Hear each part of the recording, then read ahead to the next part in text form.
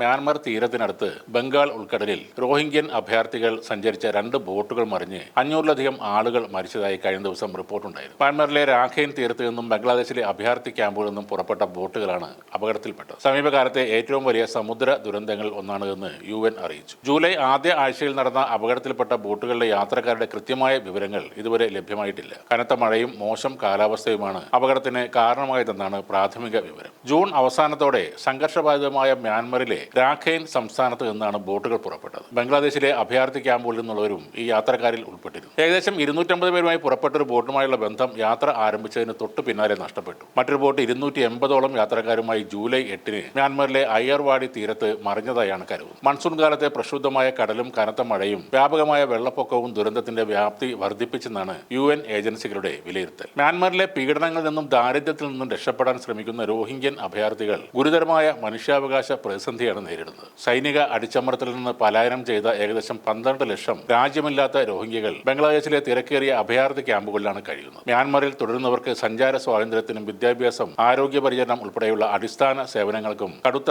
നിയന്ത്രണങ്ങളാണ് നിലനിൽക്കുന്നത്. കണക്കുകൾ പ്രകാരം 2025-ൽ 6500-ലധികം റോഹിംഗ്യകൾ അപകടകരമായ സമുദ്ര യാത്രകൾക്ക് ശ്രമിച്ചിട്ടുണ്ട്. ഇതിൽ 900 പേർ മരിക്കുകയോ കാണാതാവുകയോ ചെയ്തിട്ടുണ്ട്. നേരത്തെ തന്നെ പലായനം ഉണ്ടായിരുന്നെങ്കിലും 2017-ലാണ് ഏകദേശം 7 ലക്ഷത്തോളം റോഹിംഗ്യൻ വംശജർ മ്യാൻമറിൽ നിന്നും ജന്മദേശം ഉപേക്ഷിച്ചു പോയത്. സൈനിക നടപടിയെ തുടർന്ന് ജീവരക്ഷാർത്ഥം പലായനം ചെയ്തവരാണ് റോഹിംഗ്യൻ മുസ്ലിം സമുദായം. സമാധാനത്തിനുള്ള നൊബേൽ സമ്മാനം നേടിയ ആങ് സാൻ സൂചി ഭരിച്ചിരുന്ന രാജ്യത്ത് നിന്നാണ് കാൽനടയായും ബോട്ടിലും തുടങ്ങി എല്ലാ മാർഗങ്ങളിലൂടെയും ഒരു ജനത പലായനം ചെയ്തു. റോഹിംഗ്യൻ മുസ്ലിങ്ങൾക്കെതിരെ ഉണ്ടായ സൈനിക നടപടിയെ തുടർന്ന് അവർക്ക് രക്ഷ തേടി അയൽ രാജ്യങ്ങളിലേക്ക് പലായനം ചെയ്യേണ്ടി വരികയായിരുന്നു. നിരവധി തവണ ബംഗ്ലാദേശും മ്യാൻമറും UN-ഉം തമ്മിൽ ചർച്ചകൾ നടന്നു. എന്നാൽ റോഹിംഗ്യർക്ക് മ്യാൻമറിലേക്ക് മടങ്ങിപ്പോകാൻ വേണ്ടി ഒന്നും ചെയ്യാൻ കഴിഞ്ഞിട്ടില്ല. റോഹിംഗ്യൻ വംശജർ രാജ്യത്തിന് ഗുരുതര ഭീഷണിയാണെന്നാണ് സമാധാനത്തിനുള്ള നൊബേൽ സമ്മാന ജേതാവായ അന്നത്തെ ഭരണാധികാരി ആങ് സാൻ സൂചിയുടെ അഭിപ്രായം. ആങ് സാൻ സൂചിയുടെ പാർട്ടി വിജയം നേടിയ 2015-ലെ തെരഞ്ഞെടുപ്പിൽ റോഹിംഗ്യൻ മുസ്ലിങ്ങൾക്ക് വോട്ട് ചെയ്യാനുള്ള അവകാശം പോലും ഉണ്ടായിരുന്നില്ല. ദേശീയ തലത്തിലുള്ള സെൻസസിൽ നിന്ന് പോലും റോഹിംഗ്യൻ വംശജരെ മാറ്റി നിർത്തിയ ഭരണകാലമായിരുന്നു